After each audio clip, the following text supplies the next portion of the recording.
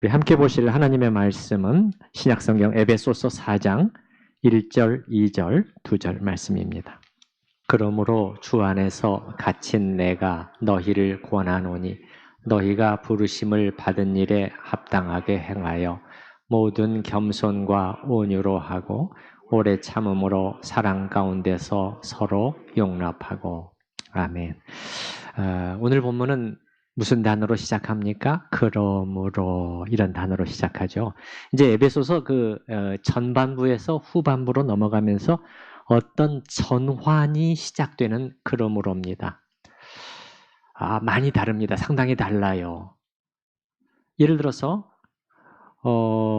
앞에 3장까지에는 뭘 이렇게 하시오 저렇게 사시오 그런 권면이 사실상 없어요. 이렇게 긴 내용 중에서 여러분이 한번 잠깐 앞으로 가보실까요? 오늘 에베소서 앞부분을 잠깐 좀 다시 살펴보려고 하는데요.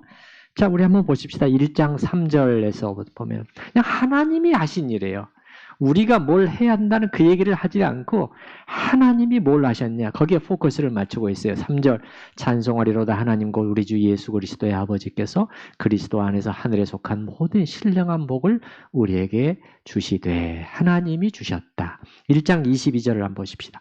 또 만물을 그의 발 아래에 복종하게 하시고 22절 그를 만물의 교회의 머리로 삼으셨느니라. 하나님이 하신 거예요. 2장 1절 그는 하나님은 허물과 죄로 죽었던 너희를 살리셨도다. 그래서 하나님이 하신 그 위대한 구원의 일, 은혜의 일을 이렇게 길게 나열하고 그리고 이제 거기에 기도가 덧붙여져 있죠. 두 번의 기도가 덧붙여져 있죠. 4장에 오게 되면 달라지게 됩니다. 후반부에서부터는. 이제 4장 1절 보십시다. 내가 너희를 권하노니 너희가 이렇게 합당하게 행하여야 된다. 5장 1절로 가볼까요? 그러므로 사랑을 받는 자녀같이 너희는 하나님을 본받는 자가 되고 쭉 이렇게 나오고 6장 1절도 자녀들아 이러이러하게 또 행해야 한다. 여러분 무슨 말이냐? 이게 사도의 순서라는 거예요. 이게 사도가 우리한테 전개하는 순서라는 것입니다. 우리도 이 순서를 따라가는 게 중요하다는 말씀을 드리기 위해서 지금 이 얘기를 하고 있는 것입니다. 그러므로가 그런 차원에서 나온 그러므로라는 것이죠. 하나님이 하신 일을 보고 그러므로 이제 우리가 이렇게 나와야 된다는 거예요. 그것 때문에 내가 이렇게 돼야 된다는 것입니다. 그러니까는 다른 말로 하면 교리가 먼저 나온다는 거예요. 교리가 나오고 그 다음에 생활이 나온다는 거예요. 교리, 하나님에 관한 진리가 먼저 나오고 그 다음에 우리의 삶, 윤리, 생활이 그 다음에 나오게 돼야지 우리의 삶이 먼저 나와버리면 굉장히 힘이 약하고 이렇게 지탱할 그러한 그 여력이 별로 없어요. 예, 왜 그러냐? 우리가 교리를 하나님에 관한 진리, 하나님이 하신 그리스도 안에서 우리를 위해서 행하신 모든 위대하고 아름다운 일을 더 많이 깨닫게 되면 깨닫게 될수록, 그래서 사도는 기도한다고 그랬잖아요. 기도한다고. 많이 깨닫게 되면 깨닫게 될수록 우리의 속에서 어떤 소원 같은 게 일어나게 돼 있다는 거죠. 그래, 이 정도야? 아니, 이게 정말이야? 깨닫게 된 사람의 말이죠. 깨닫게. 그렇다면 내가 그 하나님의 뜻을 따라 나도 한번 따라가 보고 싶어. 나도 한번 그 대열에 합류하고 싶어. 나도 막 이렇게 거룩한 어떤 소원이 우리 안에 일어나게 된다는 것입니다. 그래서 이게 4장 1절에 그러므로라는 거예요. 1장서부터 3장까지 이 받지 않냐. 하나님이 하신 어떤 것들을 너희가 다 받지 않냐. 그렇다면 이제 사도는 드디어 그의 권면, 삶을 얘기하기 시작하고 있는 것입니다. 그러면서 사도의 표현을 보시게 되면 그러므로 주 안에서 갇힌 내가 너희를 권하노니 이제 권하는 내용이 이제 2절서부터 쫙 6장까지 다 이어지는 겁니다. 이 내용. 그걸 지금 말하는 거예요. 내가 너희를 권하노니 권하는데 이 단어가 권한다는 이 단어가요. 사실은 더 강렬한 단어예요. 간청한다는 단어. 심지어 애원한다는 뜻도 가지고 있어요. 그러니까 내가 여러분에게 부탁합니다.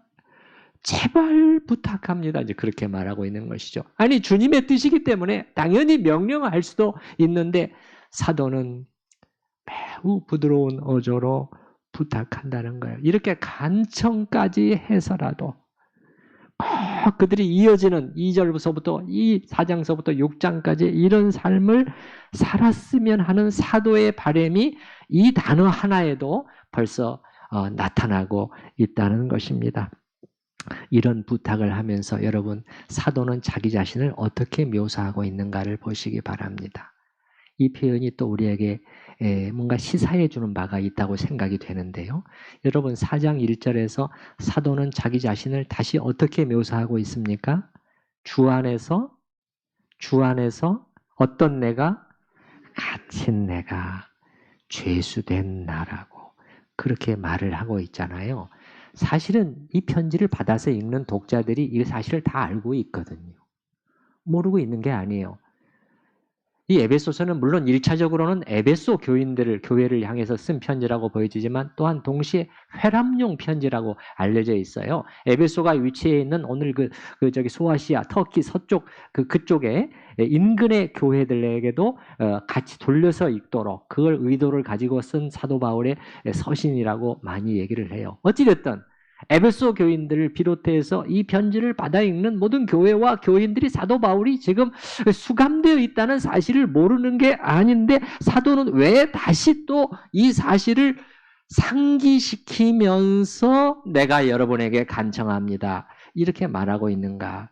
이유가 있는 것 같습니다. 첫 번째는 아마 이렇게 갇혀있는 내가 부탁하지 않습니까? 주님을 위해서 순환을 받고 있는 내가 부탁하니 꼭 순종해 주세요. 이런 의미도 있겠고 더 나아가서 사도는 이런 말을 이렇게 말하고 있는 것도 같아요.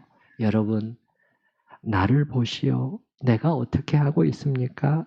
지금 내가 원하는 대로 내가 하고 싶은 대로 하고 있습니까? 갇혀 있잖아. 내가 갇혀 있는 것은 내가 할 일을 내가 결정하지 않았기 때문입니다. 지난번에 봤잖아요. 그리스도 예수의 죄수. 주님이 난 주님께 내 삶을 맡겼고 내 주장을 하지 않았습니다. 내 권리를 내가 사용하지 않았습니다. 주님의 손에 맡겼고 주님이 이리저리 나를 인도해 가셨고 그리고 내가 여기까지 오게 되지 않았습니까? 여러분도 이렇게 해야 합니다. 그 뜻이 들어있는 것 같아요. 우리에게는 우리가 좋아하는 대로 그 선택해서 살아갈 권리가 없습니다. 사도가 로마서에서도 분명히 말했잖아요. 우리 중에 누구든지 자기를 위하여 사는 자도 없고 자기를 위하여 죽는 자도 없나니. 이게 우리 그리스도인이라. 내가 하고 싶은 대로 내가 결정해서 내 인생을 이게 아니라는 것이지요. 그래서 사도는요. 지금 이제 4장서부터 그의 권면을 시작하면서 왜 초두에 지금 이 말을 하고 있을까요? 이제서부터 이어지는 공동체 안에서 여러분이 이러이러하게 하나님 앞에서 이렇게 해야 하려면은 그거는 내 자유, 내 마음대로 내가 하고 싶은 대로 하고는 이게 반대라는 거예요. 그렇게 해서는 이 다음에 이루어지는 일이 하나도 권면하는 것을 하나도 할 수가 없다는 거예요. 여러분 오늘 2절만 보시더라도 그렇잖아요. 이게 어떻게 내 자유, 내 권리, 내 하고 싶은 대로 이렇게 해서는 이거 2절 중에서 단 한 단어도 불가능. 단 한 단어도 더 앞으로 못 나가요. 불가능합니다. 주저앉게 돼요. 겸손, 온유, 오래 참음, 사랑 가운데서 서로 용납.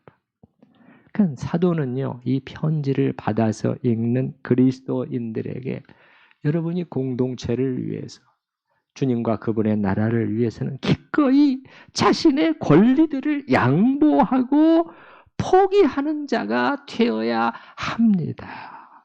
감옥에 갇혀 있는 나처럼 그 말이에요. 쉽게 말하면 자기에 대해서, 자기 권리, 자기 주장에 대해서 죽어야 합니다. 그렇게 그걸 말하기 위해서 주 안에서 갇힌 내가.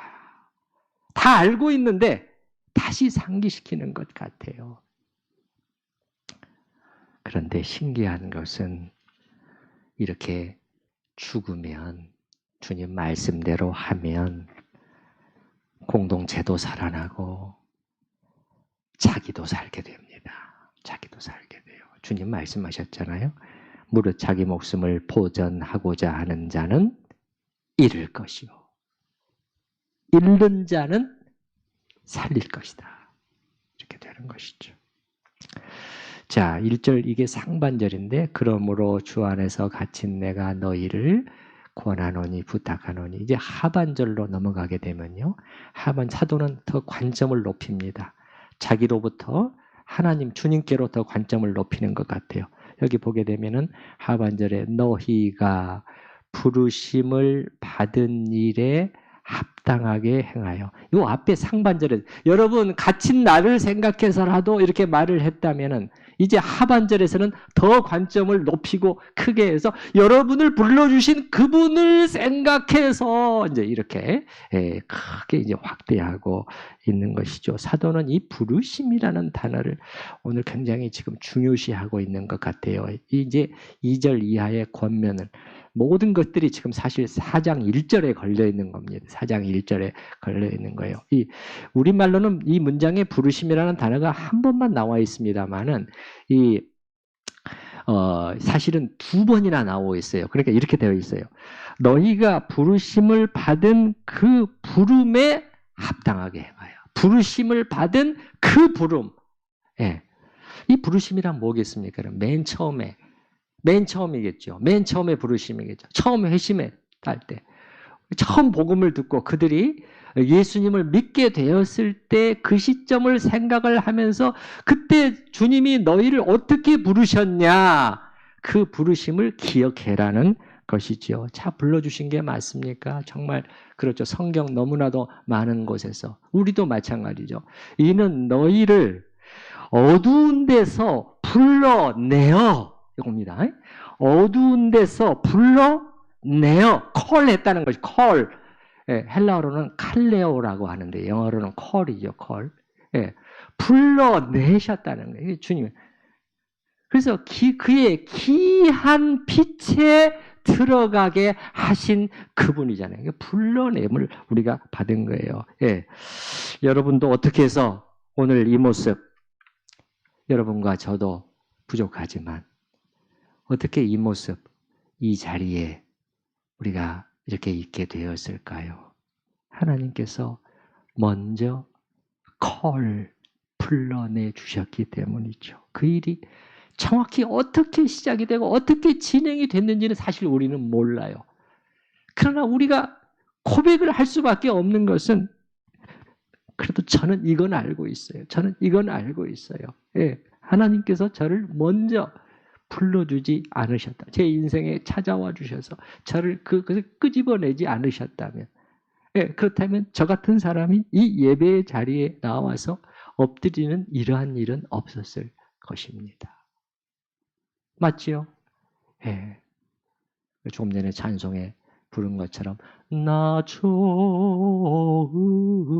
믿은 그 시간 귀하고 귀하다. 정말 귀하다고 생각하십니까? 나 처음 믿은 그 시간은 주님이 나를 불러주신 시간이에요. 이 귀한 부르심을 사도 바울은 상기시키면서 근데 주님은 그럼 어디로 무엇을 향해 부르셨는가? 우리가 다 알고 있잖아요. 앞에서 얘기를 했잖아요. 우리 한번 앞으로 다시 1장으로 돌아가 보십시오. 1장 4절 5절을 잠깐 보십시오.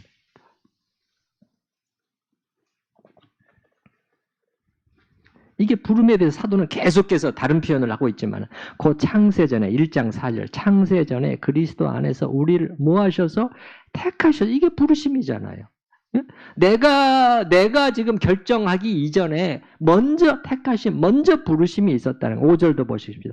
그 기쁘신 뜻대로 우리를 예정하사. 이것도 부르심이죠. 예수 그리스도로 말미암아 자기의 아들들이 되게 하셨으니. 되게 하셨다고 그래요. 부르셔서 아들들이 되게 하셨다는 거예요, 그분이. 그래서 내가 주님의 아들, 딸이 되게 된 것이다. 이게 명확한 부르심이죠.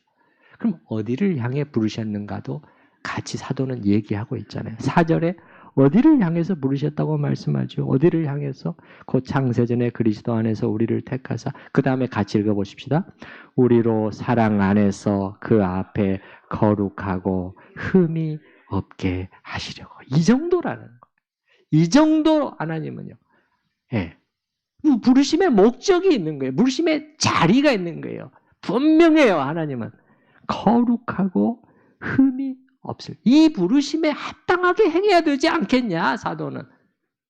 이걸 상기시키면서 호소하고 있는 거예요. 부르신 그분을 여러분이 생각해야지. 그러면서 4장 1절에서 2절 쭉 이렇게 쭉 이제 권면을 나열하고. 이제 여러분 2장 10절도 잠깐 보십시오. 2장 10절. 여기서도 우리는 그가 만드신 바라 그리스도 예수 안에서 선한 일을 위하여 지으심을 받은 자니. 하나님이 분명히 그림이 있으세요. 이 일은 하나님이 전에 예비하셔서 부르심의 그 자리죠, 저 자리. 우리로 그 가운데서 행하게 걷게 하려 하심이니라. 이게 부르심의 목적이고 부르심의 자리잖아요. 그래서 여러분 4장으로 와보시게 되면 상반절과 하반절이 이렇게 관점이 더 높아진다는 거예요. 상반절에 여러분 주 안에서 갇힌 나, 그렇죠? 영어의 몸이 되어 있는 이 나를 생각해서라도 여러분 부탁합니다. 그렇게 말을 했다면은 하반절에서는 여러분을 불러주신 그 주님을 생각하면서 그 부르심을 받은 부름에 합당하게, 이 말은 어울리게, 이 대단한 부르심인데 이게 작은 부르심이냐? 이게 요만한 거야? 그게 아니잖아. 그 큰 대단한 위대한 부르심인데 거기에 좀 맞게 우리도 좀 어울려야 되지 않겠어? 뭔가 좀 분위기가 맞아야 되지 않겠어? 하면서 이제 2절 이하의 권면을 주고 있는 것입니다. 그래서 2절은 이 하나됨을 지키기 위한 자세인데요. 자, 여러분 2절서부터 쭉 이어지는 중요한 이 주제가 뭐냐면은 한마디로 하나됨입니다. 따라서 해봅시다. 하나됨. 특히 이제 교회 안에서 성도의 하나됨을 염두에 두고 이 말씀을 주고 있는 것 같아요. 사도는 신자의 그 삶의 문제를 이제 다루기 시작하고 있는데 이 부르심에 어울리는 삶이 뭐냐를 시작하면서 그걸 하나됨을 먼저 얘기하고 있다는 거예요. 그래서 정말 그런가 한번 보시기 바랍니다. 3절 그런가요? 3절 그런가요? 3절에 하나됨을 말씀하고 있습니까? 성령이 하나 되게 하시는 거예요. 4절 몸이 하나요. 성령도 한 분이시. 너희가 부르심의 한 소만. 5절 주도 한 분이. 6절 하나님도 한 분이시. 하나를 계속 말씀하고 있다는 거예요. 저 밑에 13절을 가보십시다. 13절 우리가 다 하나님의 아들을 믿는 것과 하는 일에 하나가 돼요. 이게 16절까지 이어진단 말이에요. 여러분 사도는 왜 이 점을 이렇게 먼저 강조하고 있을까요? 하나됨의 주제를 먼저 시작하고 있을까요? 어떻게 보면 당연하죠. 어떻게 보면 당연해요. 상식적으로 생각해도 교회 공동체를 위해서 가장 필요한 일이죠. 공동체의 구성원들이 아무리 열심히 있고 헌신되어 있고 한다고 할지라도 그냥 그냥 하나가 되어 있질 못하고 늘 그냥 다투고 분열이 있게 되면은 그 공동체는 설 수가 없죠. 맞죠? 네. 제가 아는 한 목사님이 어느 어려운 교회 부임에 갔는데 교인들이 딱 두 파로 나누어 가지고 그렇게 분리되어 있는 어려운 교회 부임해서 갔는데 그분이 저에게 하소연하기를 가보니까 매주일 예배가 끝나고 나서는 교인들이 하는 일이 서로 그냥 그 두 그룹으로 나뉘어져서 그 상대를 자꾸 탓하고 당신네들 때문에 뭐 이렇게 됐다. 그렇게 하고 막 비난하고 다투고 그걸 그냥 매주일 하더라는 거예요. 매주일. 그래서 자기가 너무도 힘들어서 얼마나 힘들겠습니까, 여러분? 제가 상상만 해도 힘들어져요. 그래서 그 목사님이 하루는 이렇게 말을 했대요. 여러분, 좀 한 주라도 안 싸우시면 안 됩니까? 한 주라도 좀 휴전을 하면 안 되냐 이 말이죠. 지치지도 않고 그렇게 이런 교회는 서기가 어렵죠. 아무리 주님을 향한 뜨거운 열심이 있고 뭐 선교를 어떻게 하고 전도를 어떻게 하고 한다고 할지라도 그 공동체는 서기가 어려운 거예요. 성령의 임재가 함께 하시기도 어려워지게 되고요. 그래서 하나 되면 어떻게 보면 당연히 가장 좀 공동체를 위해서 이제 중요한 것이지만 사도가 지금 이 초두에 이제 이 그 2절서부터 이 16절까지 이 하나됨을 먼저 이 얘기하고 있는 보다 더 큰 이유가 있다면 그 만물의 통일이라는 하나님의 그 계획을 사도가 생각하고 있는 것 같아요. 예, 그래서 이 점을 우리가 다시 앞으로 돌아가서 중요한 구절 다시 한번 보시겠습니다. 1장 여러분 10절 말씀을 한번 보십시다. 사도는 하나님이 무엇을 향해서 지금 그분의 그 계획을 실현시키고 가고 계시는가? 그렇다면 그 안에서 우리가 교회로서 어떻게 해야 되느냐? 그걸 같이 말하고 있다고 봅니다. 1장 10절 같이 읽어보십시다.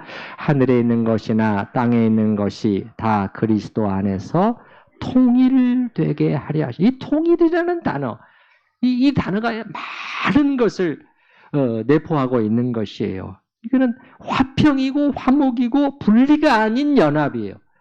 분리가 되는데 여러분 분열과 다툼과 싸움 맨날 갈라지고 또 갈라지고 또 갈라지고 이게 무슨 통일이에요?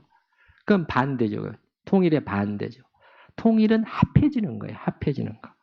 하나됨이요, 조화요, 질서라는 거예요. 이걸 다른 말로 하면은 구약의 용어로 샬롬이라고 그래요. 샬롬. 하나님의 샬롬이 회복이 되는 거예요. 이 샬롬이 깨져버렸잖아요. 하나님의 세계에서 어느 순간에 죄가 들어오면서 샬롬이 깨져버렸어요. 그러면서 만유가 고통을 겪게 되었다. 이게 성경의 진단이잖아요. 왜 그렇죠? 죄는 뭘 가져옵니까? 죄는요, 끊임없이 찢고 쪼개잖아요. 여러분, 그냥 나누고 분리하고 분리시키고 미워하게 더 이상 나눠서는 안 될 대상들까지 나눠버리잖아요. 이게 죄가 가져온 거예요. 분리, 분열, 미워함, 갈라짐, 대리, 불화, 다툼, 싸움, 전쟁. 온 세상이 죄로 인해서 이렇게 분열되고 파괴되고 있는 것이죠. 그래서 다 같이 고통을 겪고 있는 것인데 이제 하나님의 계획은 뭐죠? 마지막 계획은 이 샬롬이 회복이 되는 거예요. 샬롬이 회복이 되는 거예요. 그리스도 안에서 만물을 통일시키려 하심이라. 하나님은 하실 거예요. 마지막 주님 강림하실 때 그 일이 완성이 되는 것인데 그러나 지금도 하나님은 그곳을 향해서 나아가시는데 그 일을 어디서 시작하고 계신다고요? 교회 안에서 시작하신다는 거예요. 어디 안에서요? 교회 안에. 하나님의 새 창조인 교회 안에서 하나님은 이 샬롬, 이 하나됨, 통일을 하나님은 시작하신다는 거예요. 그래서 미움과 분열이 아니라 화평, 화목, 연합, 하나됨을 하나님은 이루기 시작하시는데 그 대표적인 것을 우리가 예를 들었잖아요. 그래서 하나님은 도저히 불가능, 이 지구상에서 도저히 합해질 수 없는 두 그룹, 유대인과 이방인, 어느 정도라고 제가 말씀드렸죠. 도저히 불가능한 것이죠.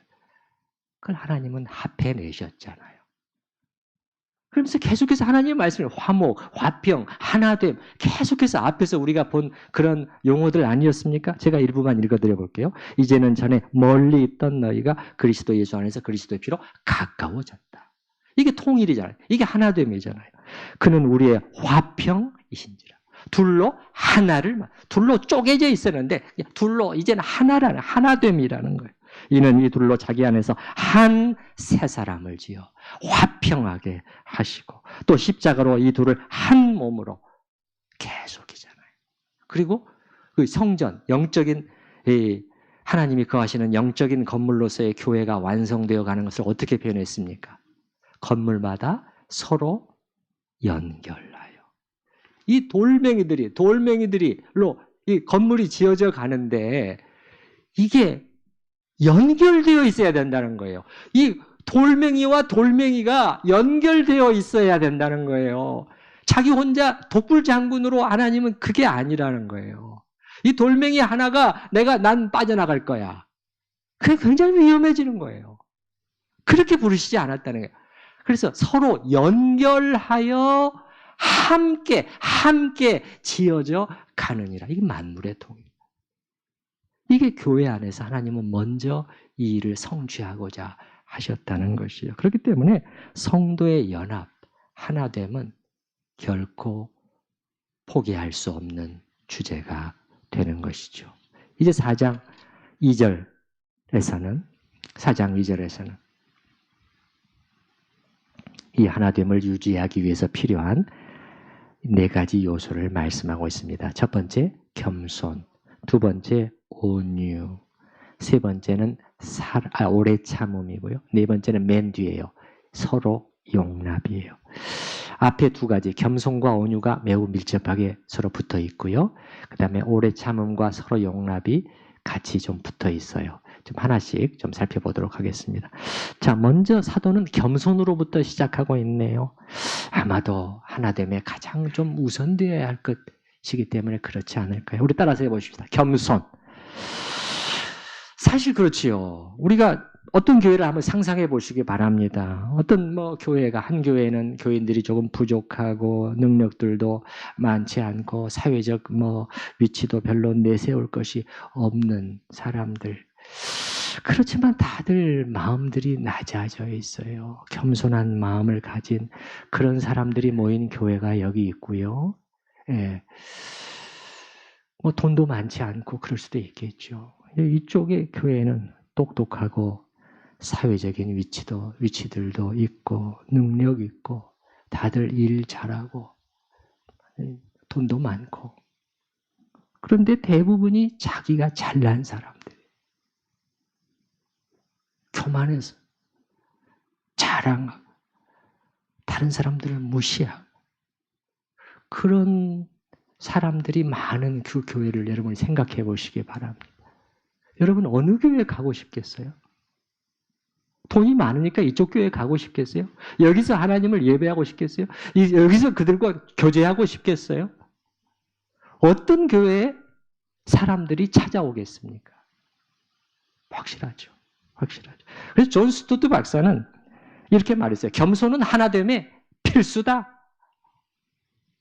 모든 불일치의 배후에는 교만이 잠복하고 있는 반면 우리 생각에는 왜 하나 되지 않지? 우리 하나 됩시다. 아니요. 딱 또아리를 틀고 있는 것이 교만의 영이었다는 거예요. 모든 불일치의 배후에는 교만이 잠복하고 있는 반면 일치를 이루는 가장 큰 하나의 비결은 겸손이다. 겸손이란 뭐죠, 여러분? 쉽게 설명해서 낮아짐이죠. 낮아짐. 자신이 가지고 있는 어떤 것들, 소유하고 있는 어떤 능력, 재능, 뭐든지, 그 장점, 이런 것들을 낮게, 대단하지 않게 평가하려고 하는 자세예요. 여러분에게 이게 있습니까?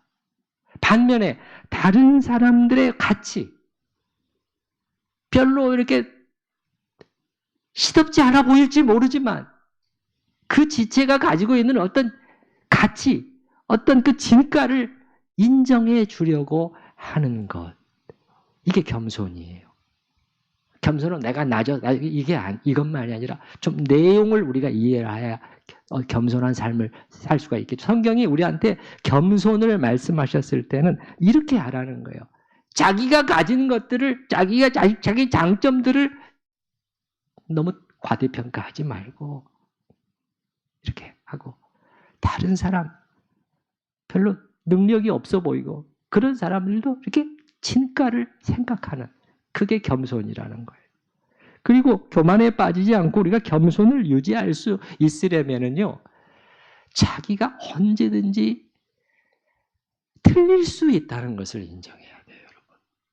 이게 겸손과 관련이 있어요. 내가 판단하는 건 언제든 옳아. 근데 저 사람들은 왜 이렇게 맨날 딴소리, 이상한 소리들 하고 있는 거야? 이게 굉장히 교만에 빠지기 쉬운 그러한 자세예요. 영국의 그 청교도 정치인으로서 올리버 크로멜이라는 분이 있어요. 올리버 크로멜.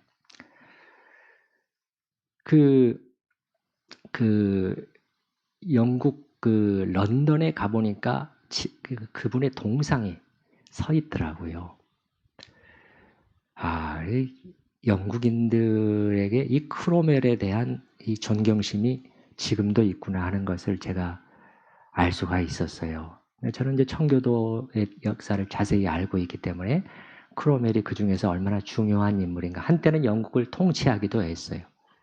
즉 그분이 스코틀랜드의 장로들의 한 모임에서 이렇게 권한 말인데, 내가 그리스도의 심장으로 여러분에게 간절히 권합니다.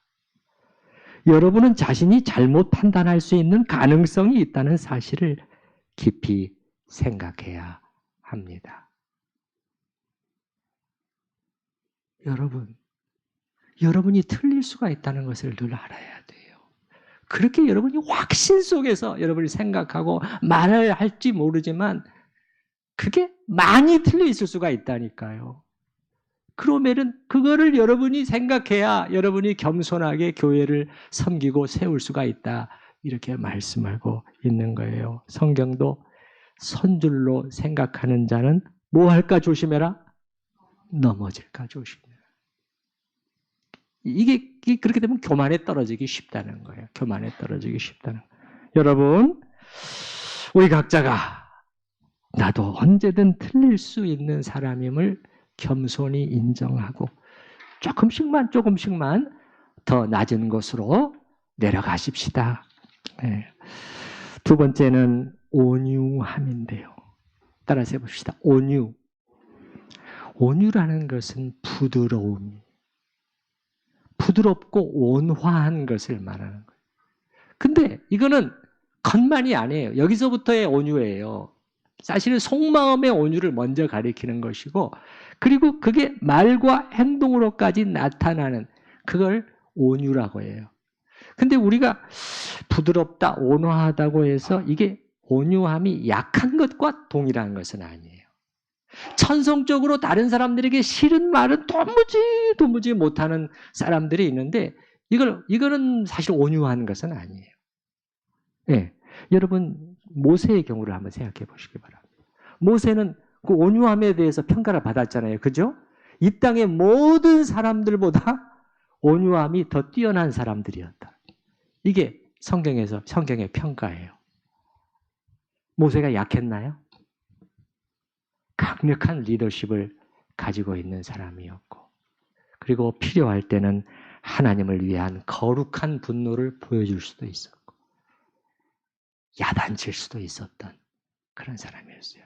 그러나 그는 정말 온유한 사람. 여러분이 정말 이 모세 오경을 읽어보시게 되면은 정말 모세가 그런 사람이었다는 것을 느끼는 장면들이 여러 군데 나와요.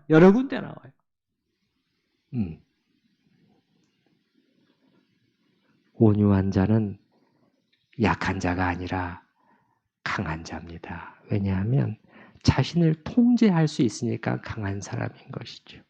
강한 힘을 가지고 있으면서도 자신을 누를 수가 있고, 부드러운 마음과 태도로 다른 사람의 종이 기꺼이 될 수 있는 사람이니까 이게 얼마나 강한 사람이에요.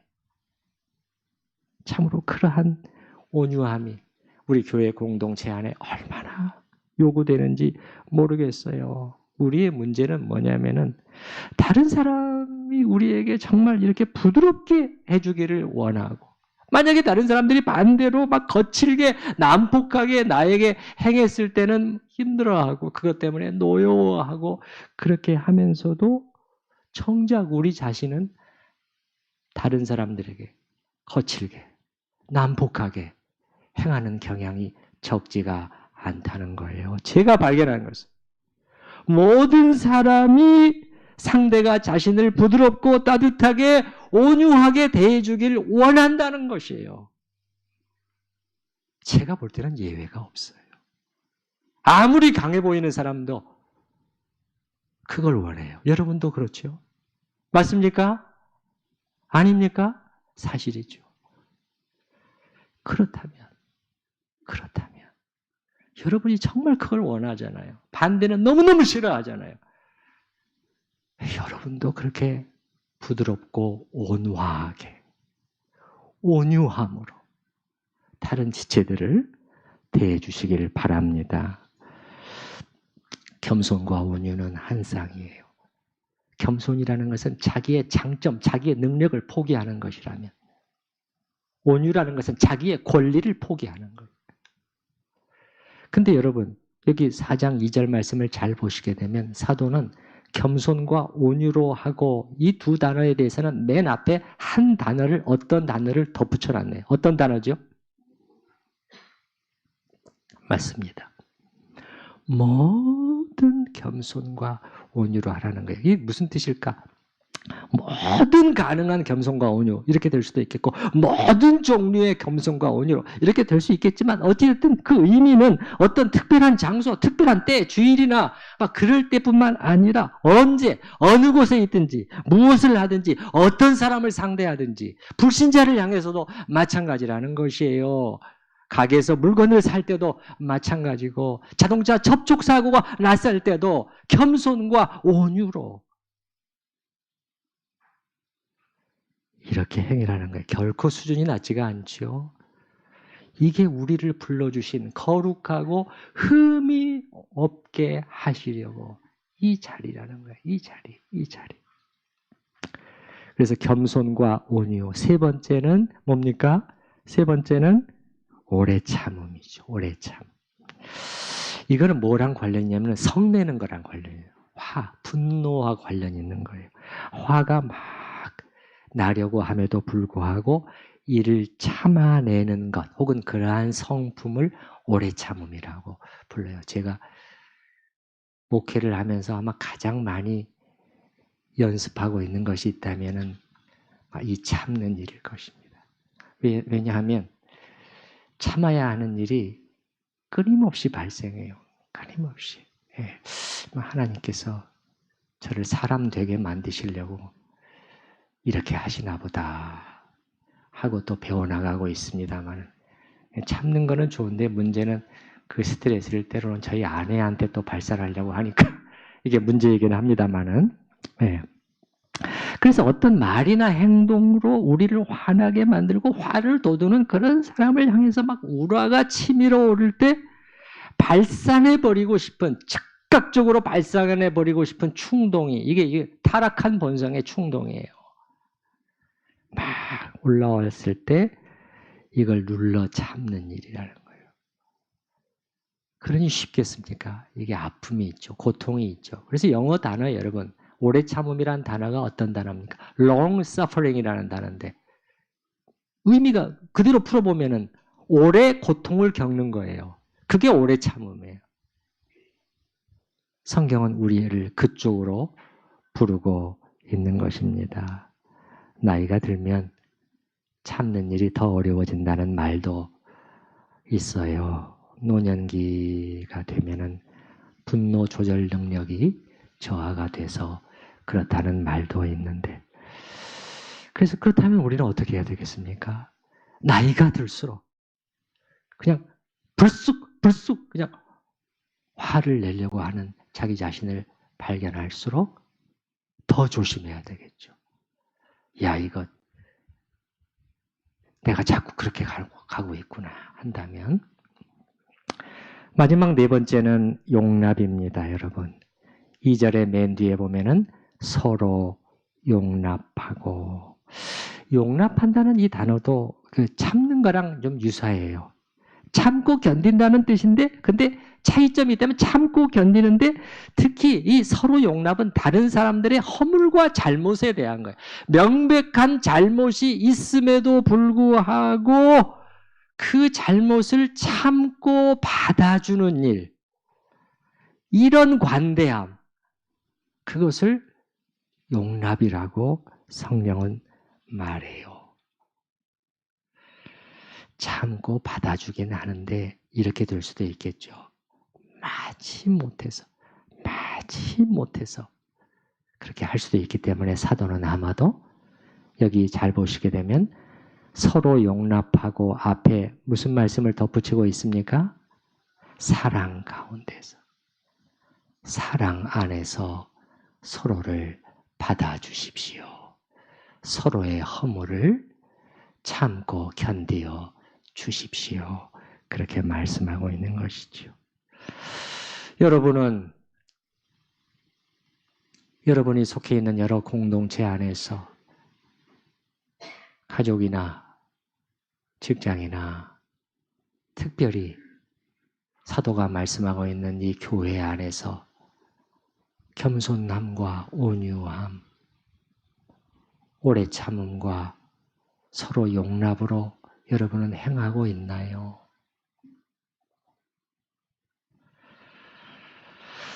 이게 전혀 안 되고 있다면, 오히려 정반대라면, 여러분이 자꾸 누구랑 부딪히는 일들이 많아진다면, 여러분이 자기의 주장을 절대 교회 안에서 굽히지를 않고 그걸로 인해서 자꾸 부딪히는 일들이 생기고 있다면 여기 2절에 있는 4가지의 문제가 생긴 것입니다.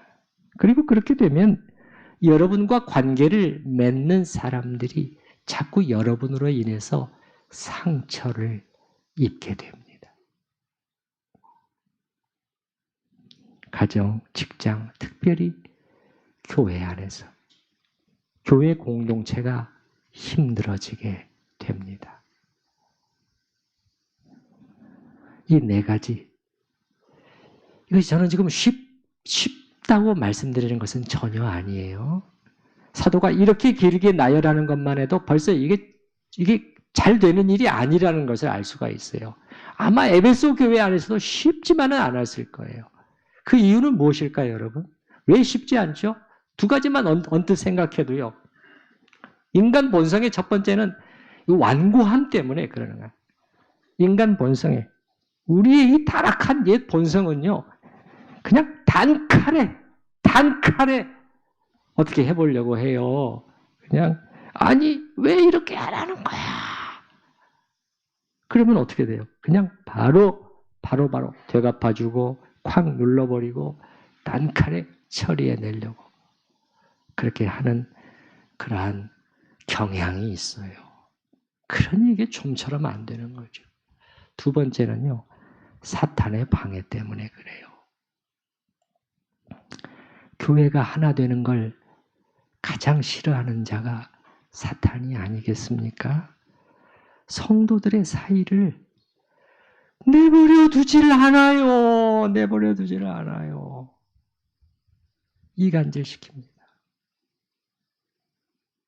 끊임없이 오해를 불러일으키고 그게 사실이 아닌데도 사실로 믿어버리도록 만들어버려요. 이게 얼마나 무서운 일인지. 저는 목사로서 교회 안에서 양쪽의 얘기를 많이 들어요. 둘 다 아파해요. 근데 이게 분명히 오해인데, 이게 사실이 아닌데, 근데 그걸 믿고 있는 거예요. 근데 그걸 말해줄 수가 없어요. 말해주면 또 문제가 생기거든요. 어떻게 된 거죠? 이 사탄이 이간질을 시키는 거예요. 어떤 의심을 불러일으키고 그게 확신이 돼버려요. 그러면 그 다음에는 딱 마음을 굳히고 마음을 닫아버리는 것이죠. 참 이 2가지 완고한 죄의 본성과 사탄의 관계 때문에 얼마나 많은 교회가 깨지고 갈라지고 분열 속에서 아파하고 있는지 모르겠어요. 이런 이유 때문에 쉽지 않지만 그러나 너무도 중요한 일, 포기할 수 없는. 우리가 하나됨을 포기할 수 없다면 앞에서도 말했잖아요. 하나님이 지금 일해 나가시는 계획이 있잖아요. 그걸 지금 교회 안에서 하나님을 구현시키고 계시잖아요. 그렇다면 이 하나됨을 포기할 수 없다면 여기 2절에 나오는 이 네 가지가 아무리 어렵다고 해도 포기해서는 안 된다는 것이에요. 여러분 포기하지 않으시기를 바랍니다. 예, 로이드 존스 목사는 이렇게 말했어요. 만일 우리가 이곳에서 실패하면 이 네 가지를 말. 이곳에서 실패하면 그 밖에 다른 곳에서 성공한다 할지라도 그것은 소용없는 것입니다. 내가 옳다고 주장하고 있는 길이 평화를 깨뜨린다면 나는 옳지 못한 것이며. 이게 굉장히 중요한 부분이에요. 내가 옳다고 주장하고 있는 길 때문에 바로 그것 때문에 화평이 깨지고 있다면 나는 이미 옳지 않다는 거예요. 굉장히 우리가 각성해서 들어야 되는 그러한 말이죠. 내가 옳다고 주장하고 있는 길이 평화를 깨뜨린다면 나는 옳지 못한 것이며 진리의 균형을 유지하지 못했다는 것이 되거나 내 성품에 어떤 부족함이 있음을 말해주는 것입니다. 마무리하겠습니다. 그러면 우리는 어떻게 해야 될 것인가? 포기할 수 없는 너무도 어려운 일. 다시 한번 주님 앞에 엎드려야 되겠습니다. 내 힘으로 안 됐다는 것을 주님 앞에 정말 고백해야 돼요. 내 힘으로 하려고 하다가 얼마나 많이 실패했던가, 얼마나 많이 좌절하고 무너졌던가. 하나님은 그 시점까지 여러분을 끌고 가시고 이제 거기서부터 주님이 하시는 그것을 배우도록 그렇게 하실 것입니다. 그래서 우리는 주님의 얼굴을 바라보고 그 주님과 동행하면서 그 주님의 그 냄새를 자꾸 맡고 진정으로 온유하고 겸손하셨던 그 주님의 냄새, 그 향기가 우리한테 배어들 정도로 그렇게 되는 것 외에는 방법이 없는 것 같습니다. 사도 바울도 그랬잖아요. 사도 바울은 변해간 사람이었어요, 여러분. 이게 우리한테 희망이 있는 것입니다. 아직 희망이 있는 것이에요. 사도 바울도 변해서 그렇게 된 사람이었어요. 그래서 나중에 그는 뭐라고 말하느냐. 나 바울은 이제 그리스도의 온유와 관용으로 친히 너희를 권합니다. 여러분에게 권합니다. 고린도 교회 교인들. 자기가 개척해서 세운 교인들인데도 얼마나 말도 안 되는 그러한 주장으로 사도 바울을 괴롭혔습니까? 그런데 그들을 향해서 나는 이제 여러분에게 온유와 관용의 마음으로 말합니다. 근데 그 앞에 그리스도의 온유와 관용이라. 나는 이걸 주님에게서 배웠다는 거예요. 주님에게서 배웠다. 사실 주님이 그런 분이시라는 것을 우리가 잘 알고 있죠. 주님 자신도 말씀하셨잖아요. 나는 마음이 온유하고 겸손하니.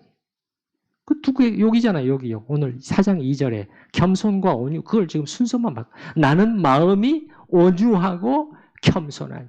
진정으로 온유하셨고 이 못된 피조물들로부터 뺨따기를 얻어맞고 그냥 침뱉음을 당해도 잠잠히 계셨던 그 온유함이셨잖아요. 예. 대신 욕하지 않으시고 받아치지 않으셨다. 그 겸손, 하늘의 왕께서 말구유의 어린 아기까지 자기를 낮추셨던 그 겸손. 이 주님의 향례가 우리가 계속 맡아야 돼요. 주님도 우리를 부르고 계시잖아요. 수고하고 무거운 짐진 자들아 다 내게로 오라. 나는 마음이 온유하고 겸손하니 나의 멍에를 메고 내게 배우라. 여러분 수고하고 무거운 짐진 자는 누굽니까? 이 세상에 많은 힘든 일들로 수고하고 무거운 짐진 자를 사실을 말하는 게 아니에요. 뒤에 온유와 겸손의 반대를 말하는 것이에요. 온유와 겸손의 반대로 교만으로 그렇게 거칠게 그렇게 거친 마음과 행동으로 막 하는 사람들은 어떻게 되느냐? 수고하고 무거운 짐을 계속해서 쥐는 쉬지를 못하는, 쉼이 없어요. 그런 사람. 무거운 납덩이처럼 자기 자신을 그런 것들이 누르게 돼요. 주님께서 그래서 내게로 오라. 나는 마음이 온유하고 겸손하니 나의 멍에를 메고 내게 배우라. 이렇게 말씀하고 있는 것입니다. 여러분, 이 예수님으로부터 배우실 수 있기를 바랍니다. 그래서 오늘 본문에서 말하는 이 사랑의 하나됨을 향해 한 발짝 한 발짝 전진하는 우리 모두가 될 수 있기를 바랍니다. 우리 이 시간에 같이 기도하실 때 좀 두 번으로 나눠서 조금 더 구체적으로 기도했으면 좋겠어요. 우리가 하나하나를 2절에 하나하나를 다 지금 생각해 봤는데 하나하나를 위해서 놓고 기도하고 싶지만 먼저 겸손함과 온유함을 위해서 기도하십시다. 예, 겸손함, 나의 장점, 나의 능력, 나의 가진 그 대단한 것까지도 이렇게 낮출 수 있는 다른 사람의 이 장점을, 진가를 볼 수 있는, 그리고 내가 틀릴 수 있는 자라는 것을 늘 잊지 않는 그러한 겸손함, 또 온유함, 그 온유함, 마음으로부터 부드럽고 온화한 그런 이 실천을 위해서 우리가 이 시간에 주님의 도우심을 구하면서 구체적으로 될 수 있으면 구체적으로 구체적인 상황을 여러분이 생각하시면서 같이 앞에서 기도하십시다.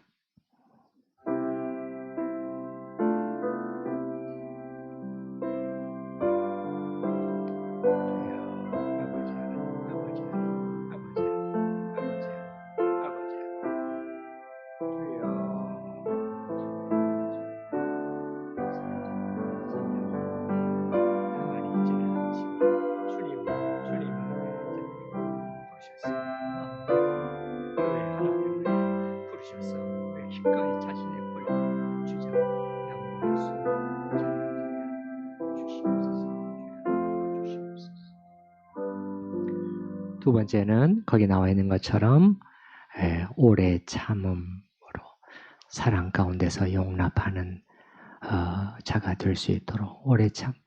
여러분이 특별히 구체적으로 어떤 경우에 누구를 향해서 화를 자꾸 내곤 하는가, 그걸 생각하시면서 하나님 도와주세요. 하나님 도와주세요. 그 서로 용납하는 명백한 허물을 내가 받아줄 수 있는 그것을 위해서 다시 기도하십시다. 주여.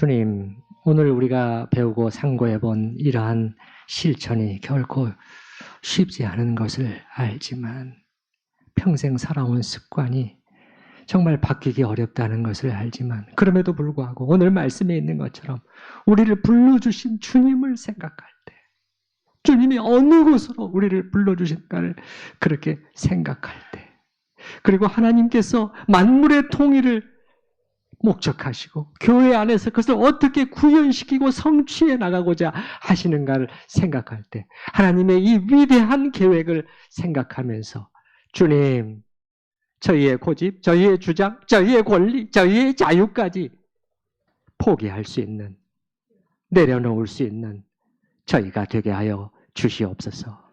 그러나 저희가 죽음으로 공동체도 살고 저희 자신도 살아나는 은혜를 맛보게 하여 주시옵소서.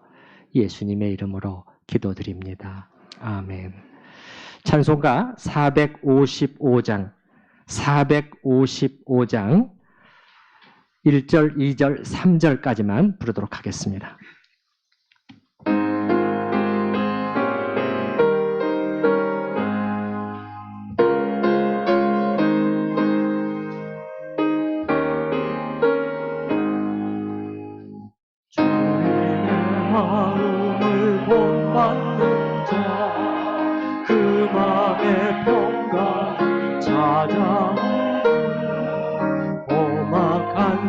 세상 이길 하늘로부터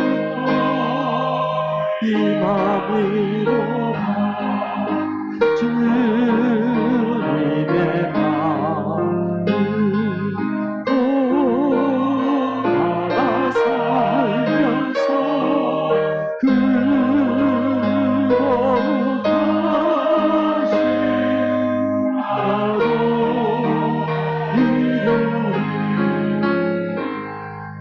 주 모습 내 눈에 한 보이네 그 음성 내 귀에 안 들려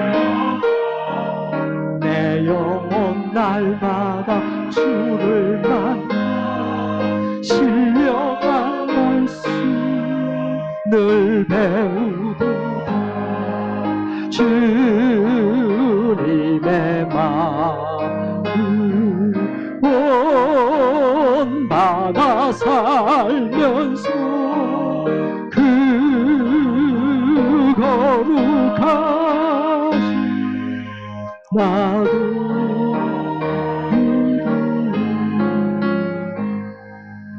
가는 길 거칠고 험하여도 내 맘에 불평이 없어지고 십자가 고난을 이겨내신 주님의 마음 본받으리라 주님의 마음을 본받아 살면서 그